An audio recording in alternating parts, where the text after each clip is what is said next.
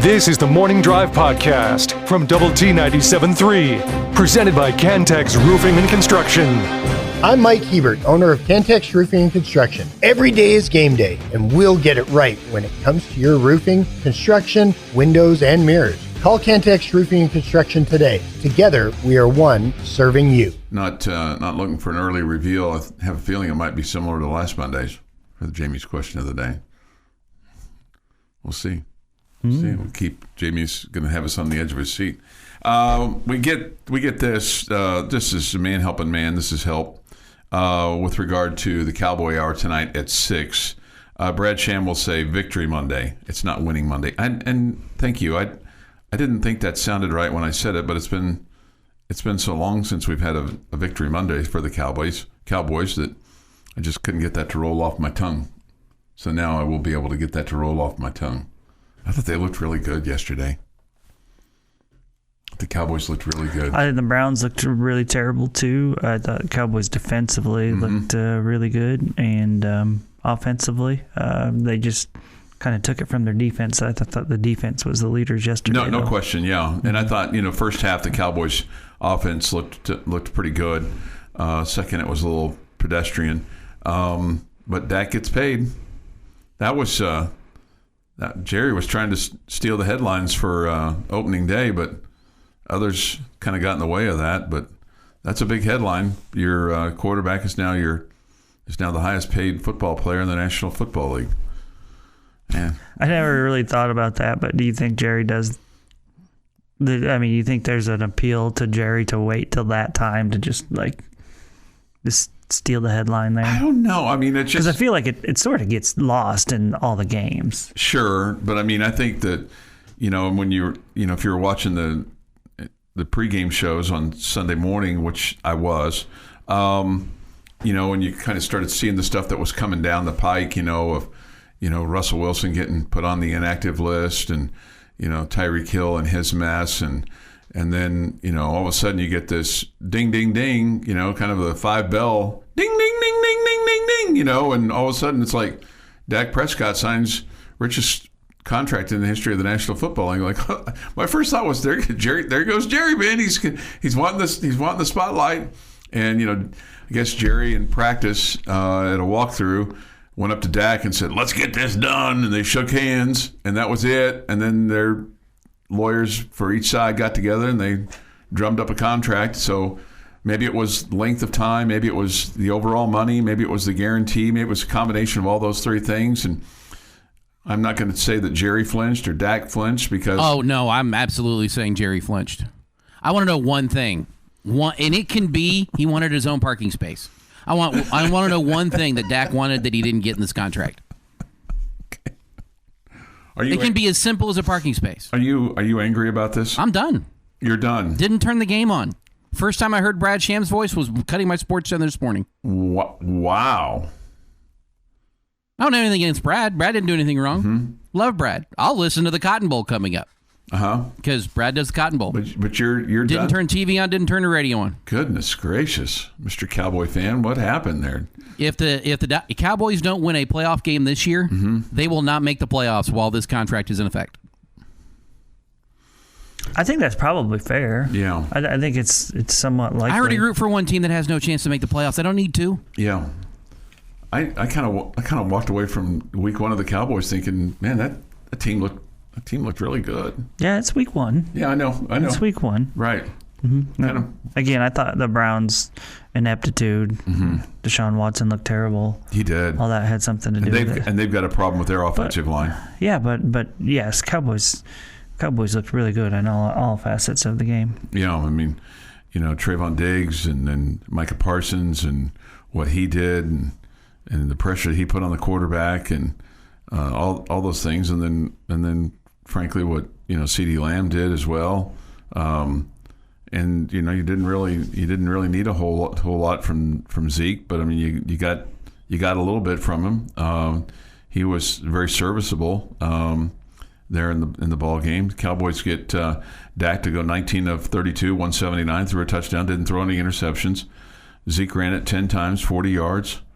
Rico Dowdle ran it 8 times for 26 yards. CD caught 5 balls for 61. Brandon Cooks 4 for 40.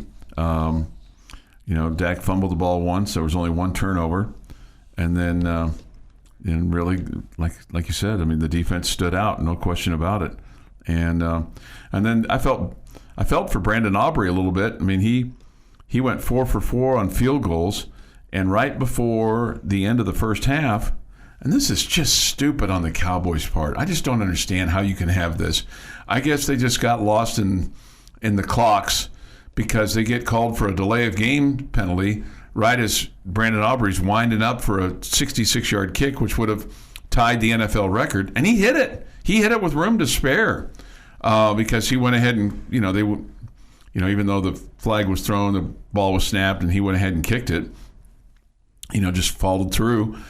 And the Cowboys lined up for a 71-yard field goal attempt, Jamie, right before halftime. Mm-hmm. And Browns called timeout, and I guess the Cowboys thought better of it because the Browns were going to put somebody underneath the goalpost because if it falls short and you catch it on the fly, you can run it back. We've seen that. We've not seen that in the NFL very much. We've seen that in the college game more. But I was kind of hoping they would try it. But too many things, I guess, can go long because of those long kicks. It becomes a low trajectory. It could be blocked, could be returned. So they thought better of it. But they should have called timeout if the clock was winding down instead of getting a delay of game penalty. That was an error by somebody on the bench. Mike McCarthy was not happy about that. But Brandon Aubrey looks. Man, you talk about feeling good about your kicking game. I think you feel great about your kicking game if you're the Cowboys. With Autry, yeah, absolutely. With Brandon Aubrey and then also Brian Anger as your punter. He punted 6 times, averaged 49 yards. Doesn't cause you any problems. Your daily dose of sports and fun. This is the Morning Drive Podcast from Double T 97.3, presented by Cantex Roofing and Construction. 9/9/24. Here is Jeff McGuire with this day in sports history. I don't know why I just blanked on that. You're right. It is 9/9/24. For some reason, I thought it was the 24th. They're like, there's no way it's the 24th. 1945. Jamie Foxx hits his 534th and final home run. Jamie or Jimmy? Jimmy Foxx. Yeah. Got Jamie on the brain. Sorry, Jamie. That's like Jamie Foxx, the comedian. There's some. Maybe that's where I'm losing it. 1948. Brooklyn Dodger Rex Barney no-hits the New York Giants 2-0. He would become a great broadcaster too. Okay. Rex Barney was a longtime broadcaster. 1965, LA Dodger and future Baseball Hall of Fame pitcher Sandy Koufax throws his 4th career no-hitter and first perfect game in a 1-0 win over the Cubs at Dodger Stadium. I knew the 4 no-hitters. I'm not sure I knew that he had a perfect game to go with it, and that was his last one. 1976, Doug Alt becomes the second former Red Raider baseball player to start a game in Major League Baseball, making his debut with the Texas Rangers in a 6-0 loss. He went 1 for 3, by the way. 1 for 3. Now we've got a bunch of guys gone through the major leagues. Mm-hmm. 1987, Nolan Ryan strikes out his 4,500th batter. That would be a career number. If it was a day, it would be a lot. Yes. 1992, Robin Yount is the 17th player in Major League Baseball history to reach 3,000 hits. 2006, Alex Trelica bounces a 49-yard field goal off the upright and through in overtime. And the number 24 Texas Tech Red Raiders beat UT El Paso 38-35. That was just one of those ones where like, oh man, glad to escape with that one, right? No doubt. And on this day in 2022. 1-2, he swings and hits one high and deep to left field. Back on it is Toppy at the track, at the wall. He leaps out of here! Welcome to the big leagues! Josh Young, a home run in his first career big league plate appearance. And the Rangers are on the board as he touches home plate with a smile. Josh Young, a big league debut to remember, his first big league hit. just barely sneaks beyond the wall in left center field. Good day. Well, that was a great day. You know, as good as that home run call was and is, I still wish it would have been Eric Nadel, but it was really it was a very good call. He did everything right. He sounds good, sounds awesome. Well, with it being Jared, it would probably have been Matt Hicks instead of Eric Nadel. Yeah. Not that Matt Hicks would have been bad. Right. Now your point is well taken there. And it couldn't have been his first plate appearance unless he batted in the first 2 innings. Yeah. So you bring so much reason and rational thought to this show. I'm just happy he hit it out on his first at bat, and that he continues to have done so many times since then. Mm-hmm. Happy International Box Wine Day. Yeah, out on that. I'm really out on any wine. I couldn't even tell you the last time I had a glass of wine. Okay, I wouldn't ask. I know that you wouldn't ask. That'd be, if you asked me that question, I'd be like, what is Jamie Linton? What have you done with him? Because that's not usually a question that you don't really ask me very many questions about kind of what goes on. He asks you a question every day. I know, but after 9 o'clock, he doesn't ask me anything about what happened before 6 a.m. or after 9 a.m. He's pretty much just... I don't usually need to. No. You usually tell us. Happy birthday, former Red Raider Hunter Hargrove. Turns 30 today. It's a good Red Raider right there. Mm-hmm. Adam Sandler, 58. Michael Bublé, 49. Hugh Grant, 64. J.R. Smith, 39. Shane Battier, 46. And Joe Theismann is 75. Joe Theismann is 75. Wow. And on this day in 1776, Continental Congress formally declares the name of the new nation to be the United States of America. This replaced the term United Colonies, which had been used in general use up to this point. In the Congressional Declaration dated September 9th, 1776, the delegates wrote that in all continental communications and other instruments where, therefore, the words United Colonies have been used, the style should be altered for the future to United States. So we got our name today. We're a bouncing baby country at this point. Everybody knows our name now, I think. Even if it's not really true. Doesn't feel like we're super united. Oh, yeah, right. No, you're sometimes people misspell united and it's untied. You know, sometimes it feels that way too. But yeah, you're probably right. That is this day in sports history. Thank you. 6:51 this morning here on the Morning Drive. We get this. Josh is my favorite Texas Tech baseball position player of all time. Okay, that's a good one. Mark asks, should I sell my season tickets for Tech or should I keep them? Keep them, Mark. I mean, you're not going to get what you paid for them now. You might some on some games, but go and enjoy. I mean, they're allowed to turn it around. We're 2 weeks in. Doesn't look real good right now. Looks kind of bleak. Coffee's cold. The Danish is stale. The pizza looks like it's been left out too long. So, but you're allowed to get better, right? Yeah, you absolutely are. Yeah, I would tell you not to sell them. Yeah.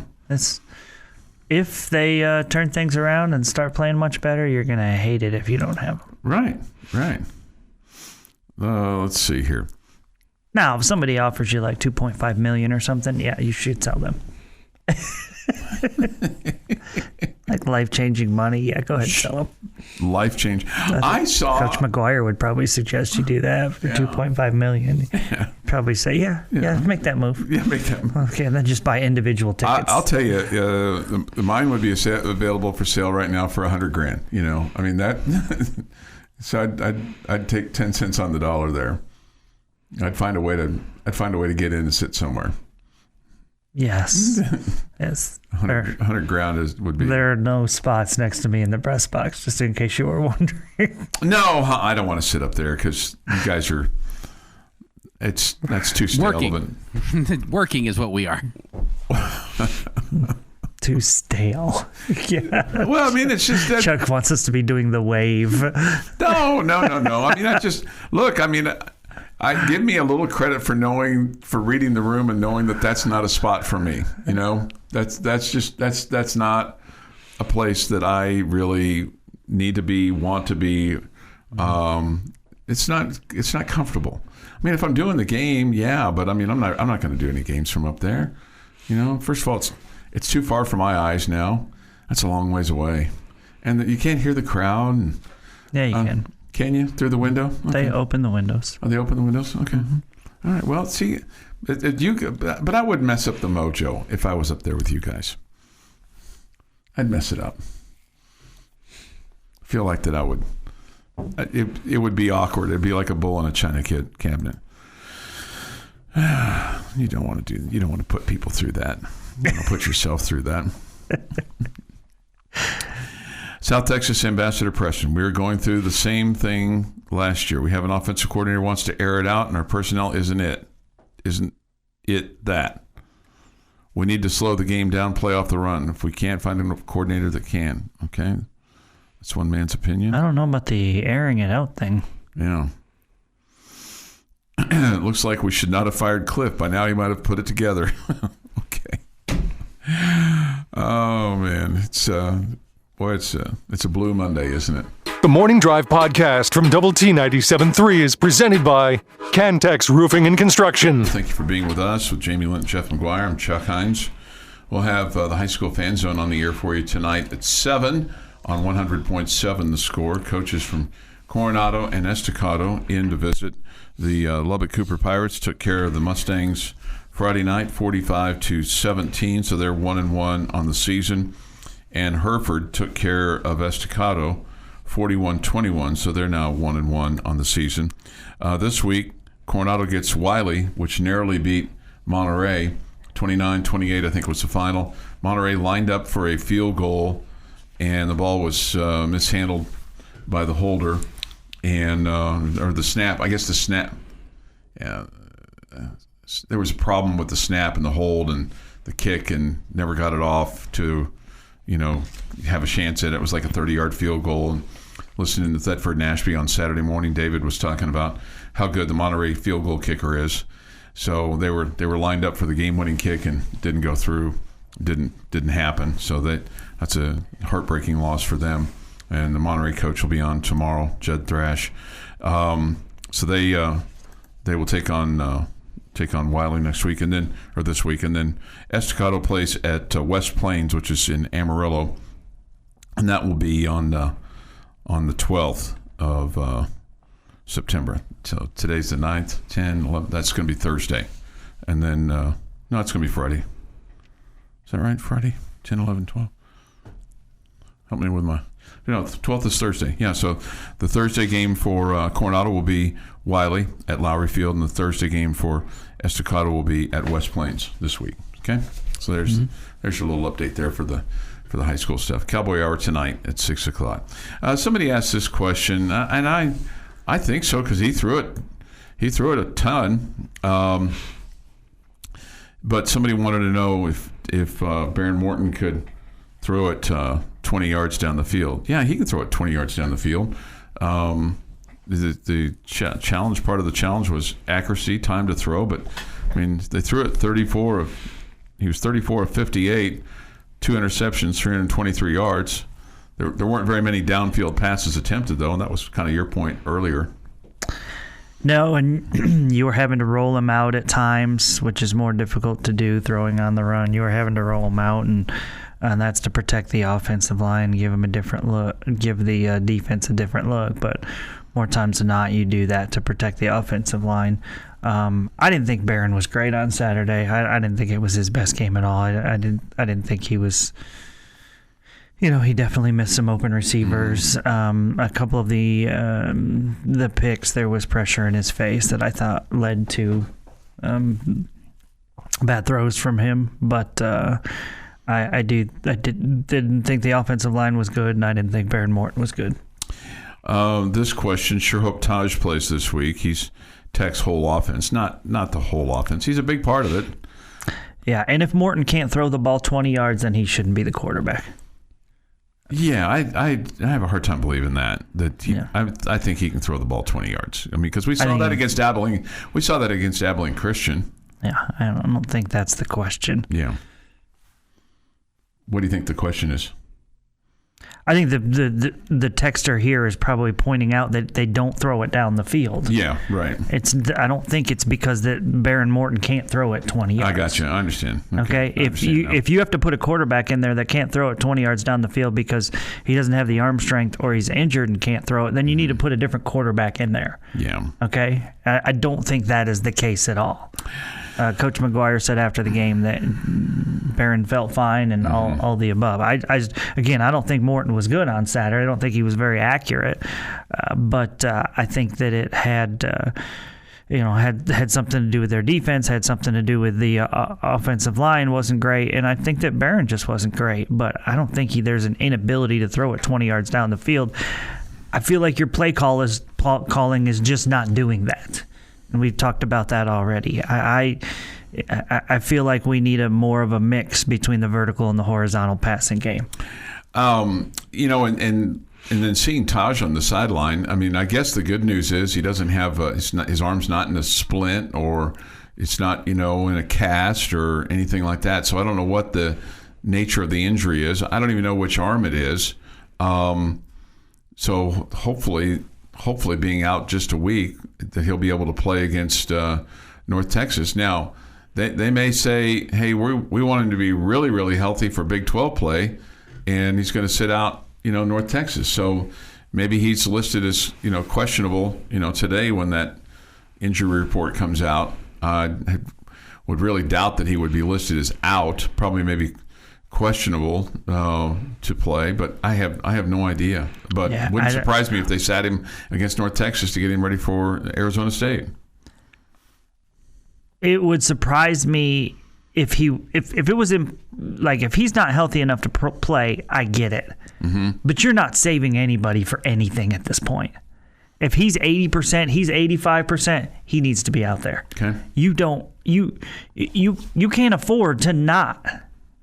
You don't have the luxury of saying, hey, we can win without him.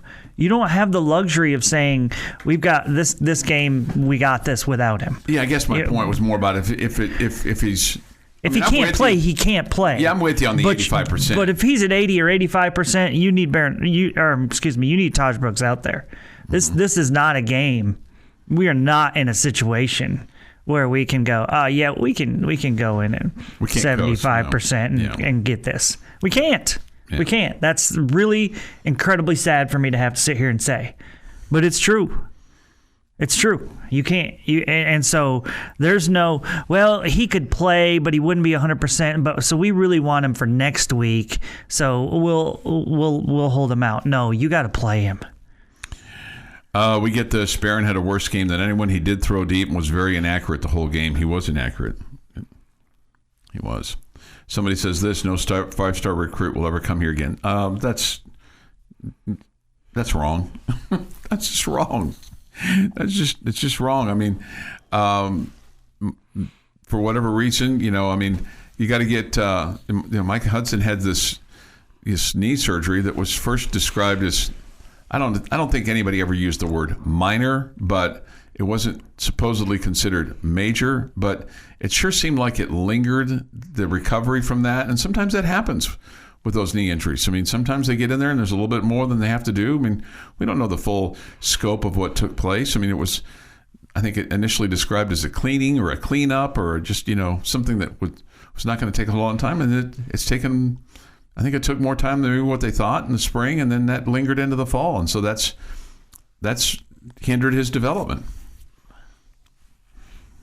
So I don't think they're knowingly keeping him. They knowingly kept him on the sideline, like, hey, we're gonna hold you back. I don't think that's the case at all. Yeah, I think there's this. I think we've become spoiled across college football of freshmen that are able to come in and make a major impact. And a huge reason that we're seeing way more of that than we used to in the past is these guys are getting here in January and they're going through spring practices and all the practices that come with being a college football player. And so they've been on campus for half a year, and then they get into games and they're able to contribute immediately, right away because of the time that they've spent in practices. Micah Hudson was here, but Micah Hudson didn't play. He didn't go through spring drills. And I think that's a significant reason why he hasn't been, he's not up to full speed right now with what he's doing in this offense. I think Micah Hudson's going to be a great, great player. Micah Hudson's probably smart enough to understand that he's not there yet because he didn't get those practices in the spring like many other guys did. And so guys that are contributing right away, I think people are just forgetting that just because he was here, he didn't get to practice. And I think that's a huge factor in where he is right now.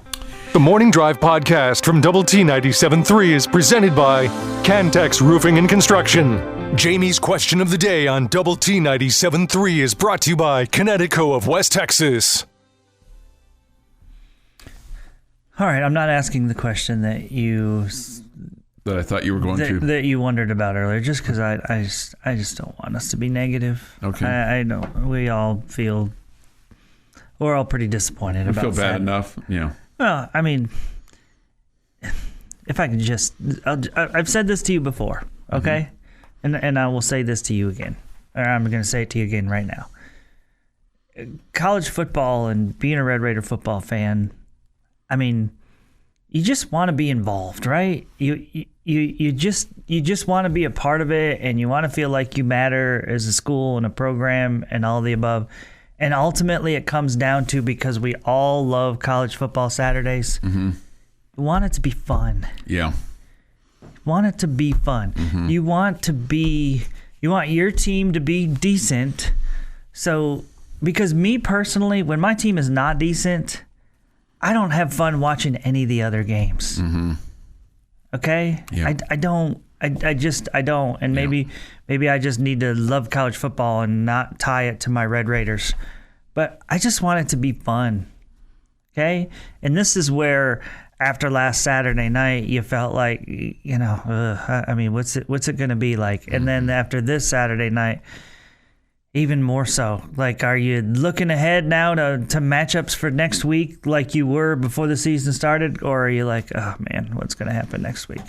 I just want to have fun. I want college football to be fun. I want Red Raider football to be fun.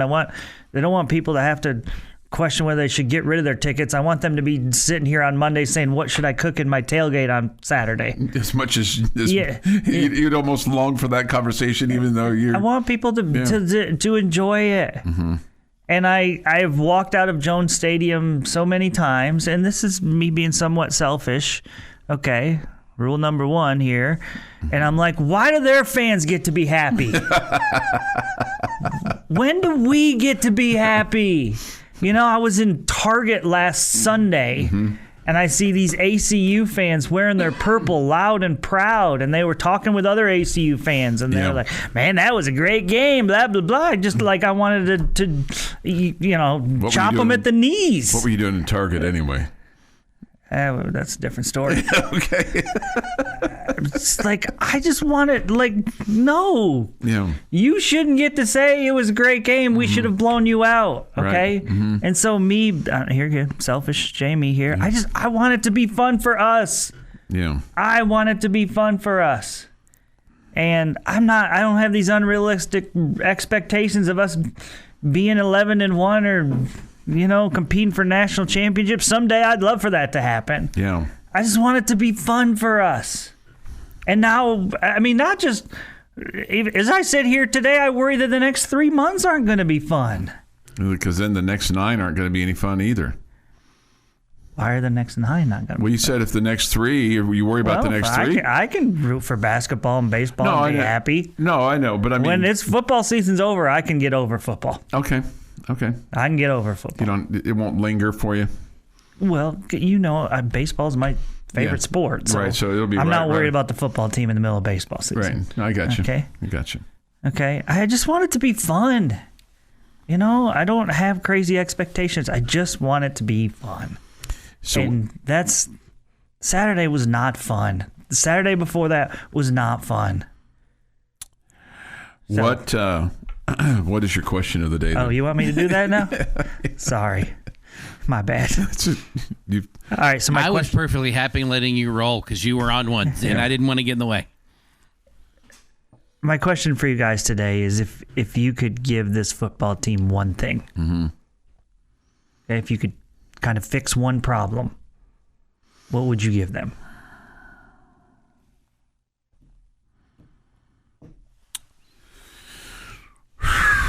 man, The ability to learn the snap count. How many times this year have we had everybody but the center move? it's at least twice in the game against Washington State. I think it's up 4. 4. Yeah. Yeah. And haven't gotten my favorite call on that, by the way, where you call out everybody but the center. Everybody my but the favorite center. penalty of all time. Maybe Saturday they said something to that effect on Did one they? of them, though. I think one of them was like everybody. Yeah. What would I give them? There's offense leads to fun, enjoy. Defense usually leads to wins, which also leads to fun, enjoy, because your offense can sputter, but if your defense is dominant. I think I would give this Texas Tech football team a defensive line with an edge rusher that can put real pressure on the quarterback. Because if you have an edge rusher that can put pressure on the quarterback, and you have a defensive line, then you have the ability to stop the run. You don't have to drop 8 and then have your quarterback run against you like we've seen time and time and time again. Jeff? The ability to learn the snap count. Okay. Or listen to the snap count. The ability to learn the snap count. Okay. How many drives did you get that where somebody false started? Pre-snap penalties drive you crazy. Yeah. That changes you from 1st and 10 to 1st and 15. You're already behind the chains. And then you get, say, a 3rd and 2, and you false start, and now it's 3rd and 7, and you're behind the chains again. Learn the damn snap count. Count to 3. Gee, I would have Just have it loved on 3. I would have loved to have been a college football player if only could have learned how to count to 3. We're going to go on 3. Learn the snap count. That's what I would give them. All right, Jamie? This kind of encompasses Jeff, but I'm just going to say a dominant offensive line. Okay. That's fair, too. I just long to be really good along the offensive line and see what your running backs, your quarterbacks, your wide receivers, how it would open up the playbook for your play caller. I just long for you to be really good in that area to see what you could do Yeah. and have it as a strength and not a weakness. No. This is the Morning Drive Podcast from Double T 97.3, presented by Cantex Roofing and Construction. Thank you for being with us today on the Morning Drive on Lubbock Sports Station, Double T 97.3 and Double T 97.3.com with Jamie Lent and Jeff McGuire. I'm Chuck Hines. I didn't even say this morning right away as we come to you from the First United Bank studio. If you had anything spectacular happen to you personally and you want to share or overshare, hit us up on the Yates Flooring Center chat line. Or if there was an epic fail, in your We had our epic fail. Well, but I That mean, was Saturday like night. if you had a We were all personal epic fail, like you burned the brisket or put your mower too deep and didn't set it at the right setting and you scalped your yard and you didn't mean to, something along those lines. Something that, maybe you put diesel in your car and shouldn't have. But that'd be really unfortunate. That's a bad deal. Send your 16-year-old, hey, go fill up the car there, Joey. He comes, Dad, it's not running very good. I think Jerry Jones with the most epic fail this weekend. With the signing of Dak? I mean, you're paying Dak Prescott more than any player in the history of football. Right. No, again, it's crazy. I just need one thing. It's How crazy. does Jerry get taken to the cleaners so bad? I just need one thing that Dak wanted that he didn't get. And at the point where Dak says, "Hey, I want this much money," and Jerry looks at Patrick Mahomes' contract, looks at Lamar Jackson's contract, and he sees Dak Prescott's number higher than those two, and Jerry goes, "Yeah, I think so." Like what? Right. What? In what world does that? How does that? What? Right. How does that compute? Right. And Jerry, yeah. How does that? Yeah. We're on the Steven, same what do you page. think? What do you think, there, boy? We're What on do you the same think? What do you page, think, Dak. Steven? Yep. Yeah, Dad, I think that's a good idea. Let's go. Let's do it. I mean, does I'll Jerry go down there and shake his hand. Does Steven. Jerry think he's better than those other guys? This is what Jerry Body thinks. of work, Jamie. Body of work. This is what Jerry thinks. I have 5 years left to win a Super Bowl before I die. I don't have Just 5? time. I don't have time to live through a rookie quarterback. So I need to sign my quarterback to keep him so I have a chance to win a Super Bowl. That's what Jerry thinks. He is negotiating from an area of weakness, which is why he loses every negotiation period for his football team. Name one. He lost it with Zeke. He lost it with CeeDee. He lost it with Dak because he is negotiating from a position of weakness. I need one thing. I need one stupid, idiotic little thing that Dak wanted that Jerry didn't get for him to say he's a good negotiator. He didn't get the He's owner's suite. I don't know what Dak. Everything we heard Dak wanted, he got. He Jerry's wanted to be the gonna be- highest paid quarterback. Jerry's He gonna wanted be a 4-year 82 in a deal. month. He wanted the most money. He got it all. What did he not get to make Jerry a negotiator as opposed to a whipping boy? I need one thing. I don't know. He may want to have blue shoelaces for the Dallas Cowboys, and he didn't get that because Jerry wouldn't change the uniform. That would be enough. All right, let me ask you this: Would you take Lamar Jackson over Dak Prescott? Yeah. Do you think the Ravens? I don't have to think about it. I'm not a huge Lamar Jackson fan, but I would take Lamar over Dak Prescott. Let me ask you this: do you think the Baltimore Raven fans would take Dak Prescott over Lamar Jackson? No. I do not. Okay. I mean, he is a 2-time MVP. Exactly. You know, I heard it. He has done better in the postseason as well. Yeah. Although he's also a guy that's come up short in the postseason. Let's see here. We have an epic fail from the weekend. Epic fail. My fescue was overgrown from all the rain and my travel schedule. My boys Gordo and Boo left their shot put in the yard and I ran over it. It was the worst noise ever and seized the motor up. Oh. Shot put. Gordo and Boo. What are you doing with a shot put in your yard? Practicing. I appreciate the fact that they're out there working, I guess. Yeah. I don't appreciate the fact that they don't pick up after themselves. Pick up after themselves, right? Yeah, I get so... The 3 girls that live in my house know that you don't leave anything in the grass. Okay. Okay? You don't. And so they would never hear the end of it if this had happened in our house. In what other job can you be average to above average and ask your boss for more money? That from JB. You can ask. Yeah. It's not the asking I have an issue with. It's the boss. getting. It's the boss. Yeah, it's like, wouldn't we all love to have Jerry Jones for a boss, right? I really sucked this morning, but I would like to have more money. Right? Yeah. Dak doesn't suck. I think Dak is an above average quarterback. I think he's good. I mean, I just don't think he's elite. Yeah. I mean, I don't know. It just cracks me up, the fact that he's the highest paid quarterback, the highest paid player ever.